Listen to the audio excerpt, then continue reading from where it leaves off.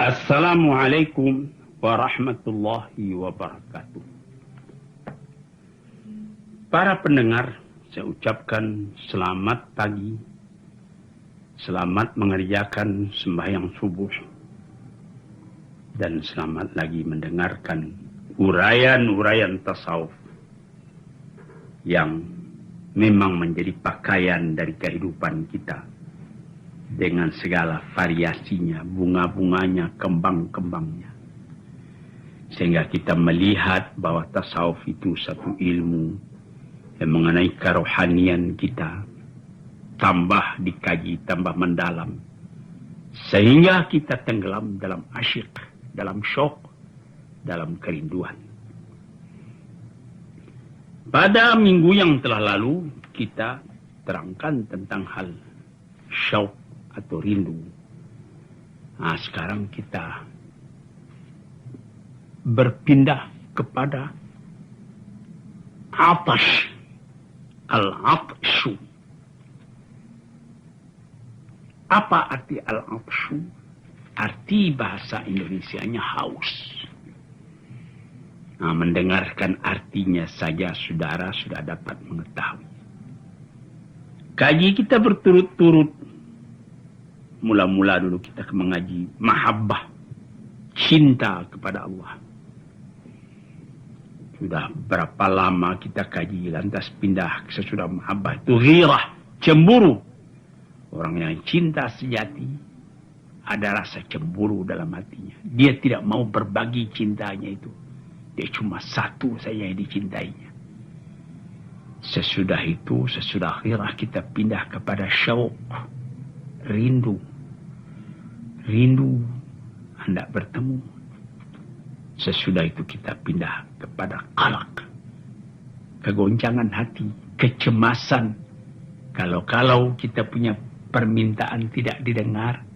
Dan banyak misal-misal yang telah saya kemukakan di zaman yang sudah-sudah itu.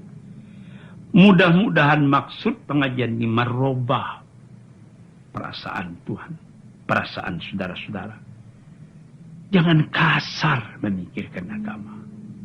Jangan cuma menghitungkan ini haram, masuk neraka, ini masuk surga. Jangan itu saja. Ketahui kehubungan kita dengan Tuhan itu lebih mendalam. Sehingga dikatakan oleh ahli tasawuf, man lam yadhuq lam ya'rif. Barang siapa yang tidak merasakan hal ini, dia tidak akan tahu apa nikmatnya agama itu. Sampai di dalam hadis dikatakan halawatul iman. Tambah lama iman itu tambah manis. Bukan tambah pahit. Sehingga kita bersedia menghadapi segala kesusahan dalam hidup.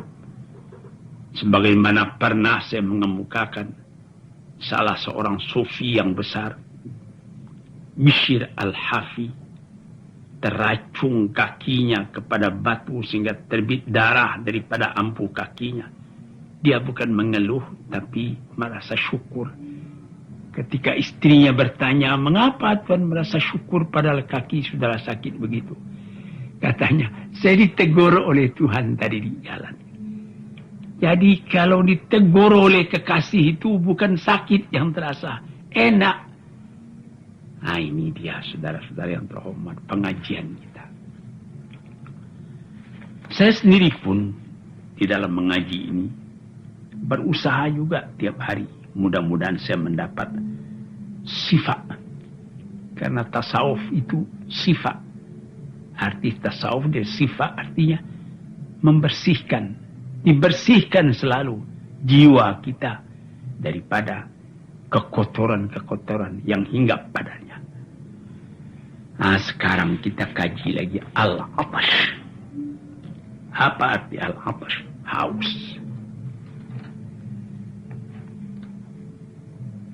Haus kenapa? Karena kita rindu. Karena kita cinta. Karena kita syok, rindu. dengan sendirinya timbul kehausan. Ingin hendak bertemu, ingin hendak mendapat jalannya. Jadi di sini barinyalah keterangan mula-mula diambil daripada sebuah hadis, sebuah isi Al-Quran yang terkenal di dalam surat Nur. Dikatakan bahwa ada orang yang mencari kebenaran itu, haus akan kebenaran itu. Dimisalkan dalam Quran dalam surat Nur, kasarabin biqi'atin yahsabu dham'anu ma'a. Serupa dengan fata morgana, gejala panas di padang pasir. Yahsabu dham'anu ma'a. Orang yang haus menyangka bahwa yang berkilat di padang pasir itu air. Maka ditempuhnya lah, dijalaninya lah. Malah kalau kita naik mobil pun di tempat yang sunyi di waktu panas terik pukul 11 tengah hari.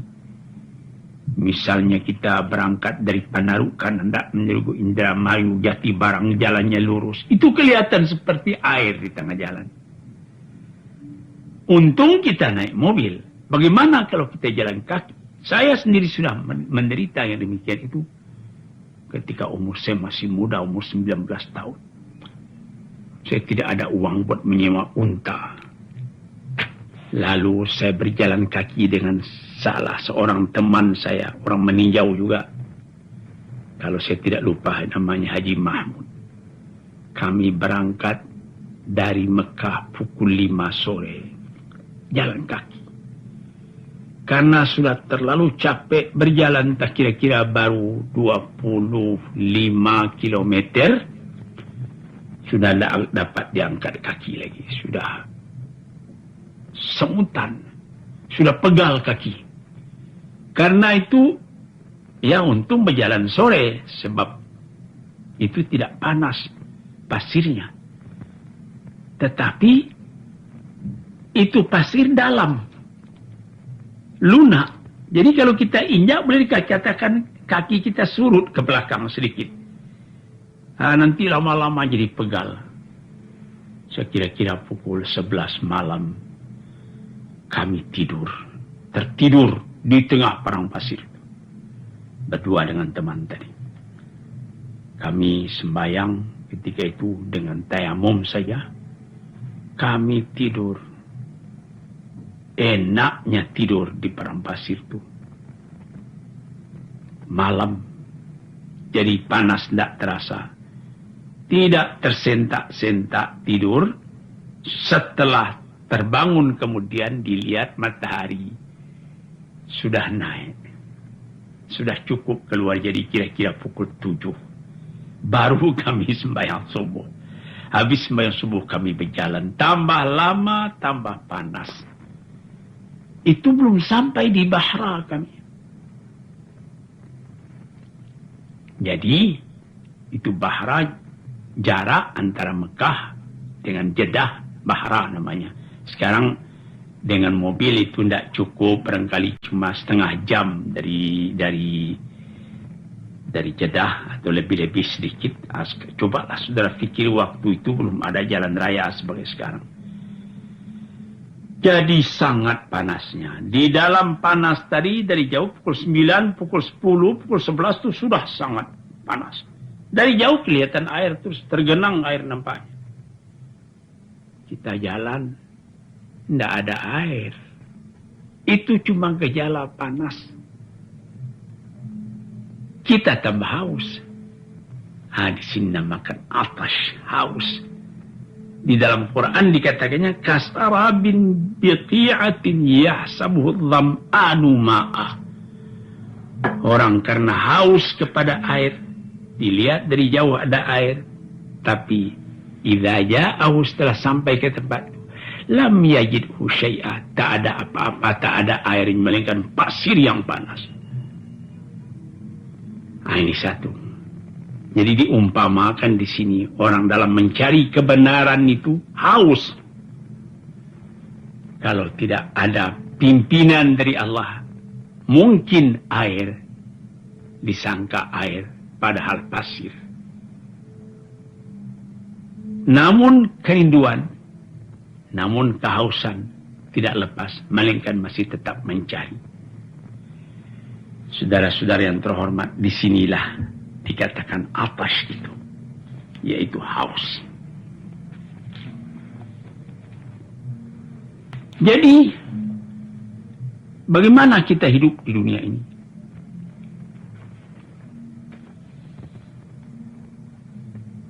Tidak ada yang lebih sangat panasnya dan gejalanya daripada mencari yang dicintai, cuma panas yang dapat.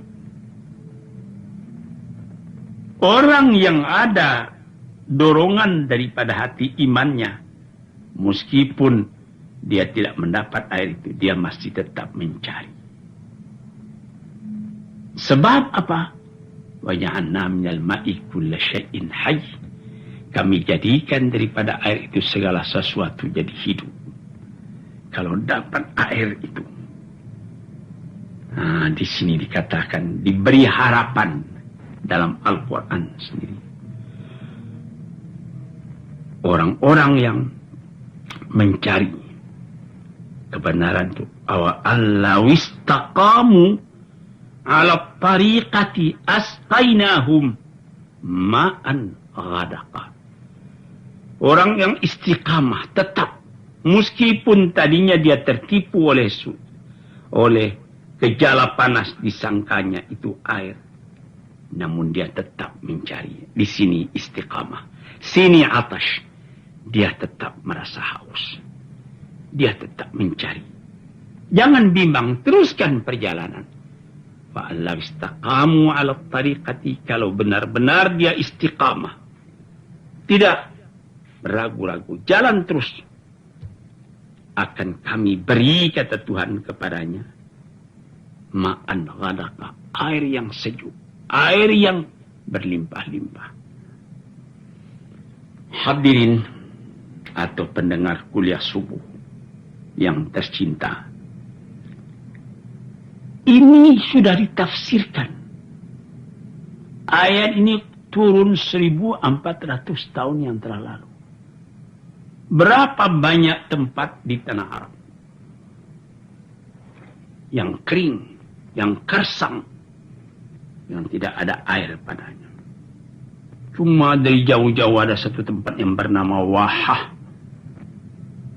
Orang barat menyebut oase dari kata-kata Wahah. Itu lembah-lembah. Di situ digali orang sumur, nanti dapat air di bawah. Diangkat ke atas.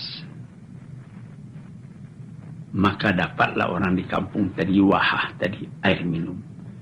Sebab itu dalam perjalanan orang masa naik unta dari Mekah ke Madinah, di Wahah itulah berhenti unta, karena di sana sudah sejak dulu digali sumur-sumur tempat orang akan minum, akan berhenti bermalam atau berhenti siang kalau di musim panas. Dia berjalan sejak dari pukul 5 sore sampai nanti pukul 6 pagi. Habis sembahyang subuh, ditanggalinya sukduf untanya, dan dia tinggal di sana sampai sore. Siang hari itu bertanaklah, memulailah makan minum, karena tidak dapat menempuh panas di waktu sangat teriknya itu. Tapi sekarang saudara-saudara yang terhormat, wa law istaqamu ala tariqati la asqainahum ma'an ghadaqa. Kehausan orang akan air di mana-mana membuka pikiran orang. Disebut dalam pepatah orang Arab, al-hajatu ummul ikhtira'i. Sangat perlu orang kepada sesuatu, pada sukar mencarinya, orang mencari pikiran-pikiran baru, inspirasi baru. ketika saya naik haji ke Mekah di tahun 1927. Ketika itu kota Jeddah masih sepi. Saya melihat bagaimana kerajaan Saudi yang baru memerintah menyaring air laut supaya dijadikan air tawar, tidak asin lagi. Itu sudah mulai ketika itu. Maka orang pun tidak susah minum lagi, sudah terasa bahasa ini air tidak asin. Tetapi kalau diambil mencuci kain, tidak lekat sabunnya karena dia masih tetap air laut yang ditawarkan. Tapi di Libya, kabarnya konon digali tanah dengan mesin-mesin yang modern. Orang mulanya hendak mencari minyak. Rupanya ketemu air. Air yang ketemu itu air jernih. Air asli, bukan air asin yang ditawarkan, tapi air sejuk sejak dulu. Sehingga di Libya sendiri tidak ada lagi soal perkara air itu. Saudara-saudara, para pendengar peminat kuliah subuh, saya berikan keterangan umum dalam hal air ini supaya saudara melihat bagaimana hausnya manusia. Kalau jasmani haus akan air, penting akan air. Ada orang yang sakit, sudah sebulan, 2 bulan. Tidak makan, tapi dia belum mati. Tapi dia mesti minum. Walaupun setengah sendok air, itu sudah bisa meneruskan hidupnya.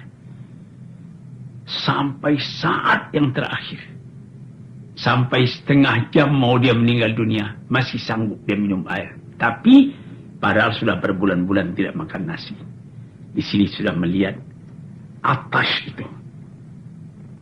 Maka jika sekiranya rohani manusia merasa haus mencari kebenaran, atau lebih positifnya lagi, mendekati Allah, dia merasa haus, maka rohani pun kehausan pula mencari jalan menemui Tuhannya. Itulah keterangan kita tentang atas, artinya haus. Haus yang berasal dari rindu. Rindu yang berasal dari cemburu. Cemburu yang berasal dari cinta. Sekian dulu, mudah-mudahan lain hari kita sambung lagi hal kehausan akan cinta kepada Tuhan ini. Assalamualaikum warahmatullahi wabarakatuh.